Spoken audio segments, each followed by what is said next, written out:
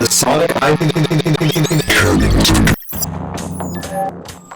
IDW comics are canon to the games, and a Sonic Heroes sequel may be the only way to prevent the potential danger this poses. This comic series contains heroes, villains, and stories that have never been seen in a single Sonic game, and so Sega must create games that retell the story of the comics, or it could lead fans to the conclusion that to understand all future Sonic games, you would need to read over 70 issues of a comic series. But the key to solving this is a secret that was hidden over 20 years ago in Sonic Heroes. One that became the origin of one of the most famous story arcs in all of Sonic media. A story told after the fall of Infinite and before the rise of the Titans. The story of a virus.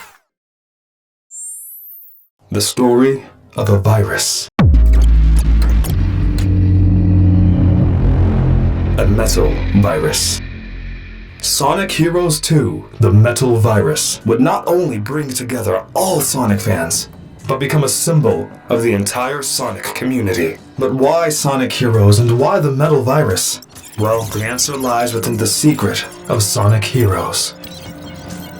So before we can talk about that secret in Sonic Heroes, we need some context on the Metal Virus. And don't worry, we won't show any major spoilers in this video. The Metal Virus was an arc where Dr. Eggman and a new face, Dr. Starline, worked together to unleash an infection on the world to help conquer it. Eggman Land will finally come to be!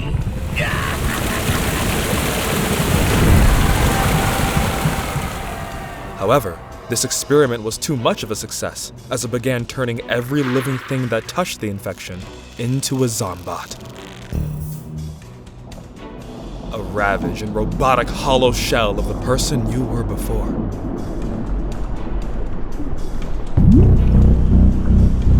This arc introduced character shifts, relationships, and dynamics for comic-only characters like Tangle, Whisper, Jewel, Dr. Starline, Rough and Tumble, and so much more. This arc had stakes, depth, and explored dark and somber themes like self-sacrifice and struggling with the loss of your friends. This story was a return to form for the Sonic series. It felt more like an Adventure 2 or Black Knight, rather than the more lighthearted and silly tone of Colors and Lost World. But with so much story, importance, and lore that a lot of Sonic fans don't even know about, you can start to see how the IDW comics becoming canon to the games could become a problem. To put this in words you could better understand, Sonic is like Five Nights at Freddy's. Now, hear us out, okay? Hold on a sec. Give us a minute. Both have a disguise-having, creepy-looking, murder-intending guy named Mimic. Both have live-action movies that pleasantly surprised everyone. Foxy, Bonnie, Chica, Freddy. You're a colorful bunch. But most importantly, both have a comic series, or in FNAF's case, a visual novel series, that helps to expand the story of the games. And that last part is the problem, because if outside media like comics and books are supposed to help you understand the story of your games, then every person who didn't read has got a lot of catching up to do. Who the hell are you guys? And telling a Sonic fan to read a whole comic series that spans multiple arcs just to understand what Sonic and friends get up to in the next game is way too tall of an ask, and pretty expensive too. We were hyped when Tangle the Lemur was mentioned in Frontiers. I bet Tangle would love climbing around these ruins. But we guarantee a lot of fans were genuinely confused on what a Tangle is. She's adorable and awesome, that's what she is. And it sucks that some people didn't get this reference. Being a fan of a franchise can be tough if you feel left out of major characters and stories, but Sega can alleviate this issue. What better way to introduce a whole new cast of characters than with the game that had the most playable Sonic characters to date? Sonic Heroes! And that secret we mentioned before is the first piece of the puzzle. This secret was an alternate skin that could be unlocked for all the characters by holding the A and Y buttons while loading into a versus mode match. If you did it correctly, then you would notice that your characters now take on a spiky, dark, and metallic look. And it was this little Easter egg that would serve as the main inspiration for the Metal Virus arc. Oh, and by the way, I'm Devi. And I'm Darx. And we're identical twins who deduce and discuss games we adore. If you enjoy, consider liking, subscribing, and commenting down below. It really helps out the channel.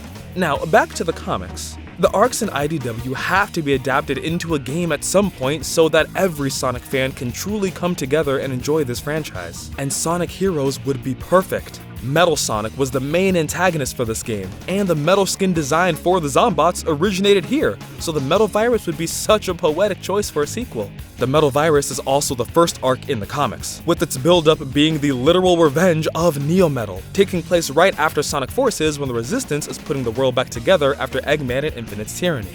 And taking place before Frontiers because the AI program / Eggman's daughter, Sage, was not created yet, and Sage was already confirmed to be joining the IDW Comics later.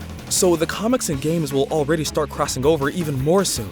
A Sonic Heroes 2 game that takes place during the Metal Virus would help introduce everyone to these new characters, give Metal his huge spotlight present within the arc, fitting for a sequel to Sonic Heroes, while telling a gripping narrative that can be separated into multiple perspectives, all leading to a climactic end where everyone comes together, just like in the original Sonic Heroes and just like in the Metal Virus arc.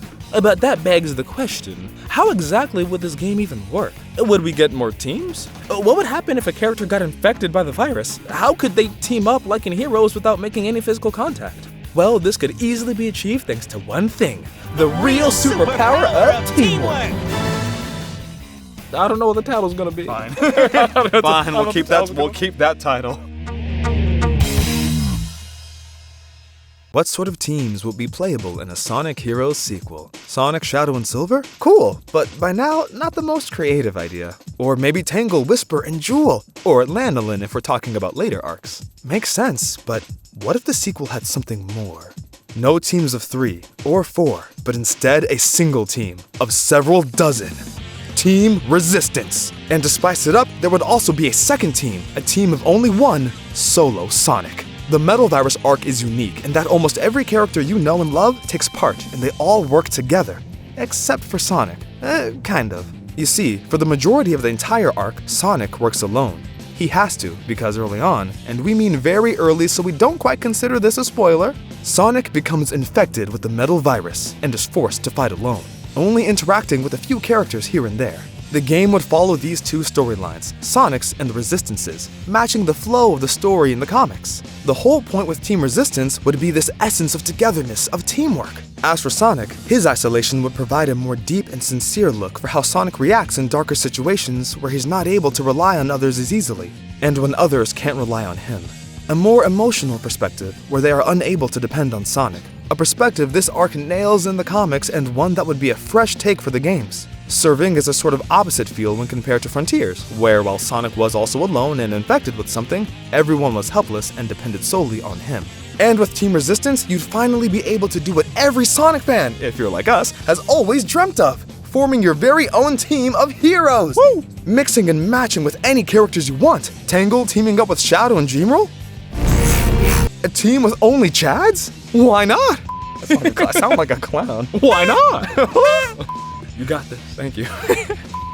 Why not? You could play them all and in any way you like. And imagine that, when you make your teams, each character interacts with each other with unique dialogue for every type of combination, exploring different facets of characters through their conversations just as we see in the comics. As you progress and grow your resistance, you gain new allies to put in your team, and for certain story beats, you'll lose access to some.